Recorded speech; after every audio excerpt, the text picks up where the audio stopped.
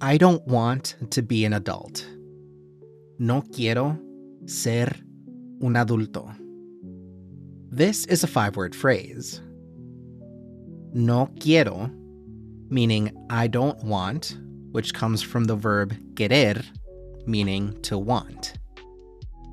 Ser, meaning to be, used for permanent states, as in being an adult, and un adulto, meaning an adult, or una adulta for females.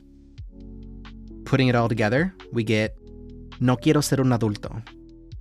I don't want to be an adult. Let's hear it in a sentence. Deberíamos acostarnos temprano. Tenemos un turno temprano mañana. Ay, no quiero ser un adulto.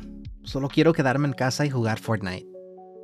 Bueno, Fortnite no paga las cuentas, ni mantiene las luces encendidas.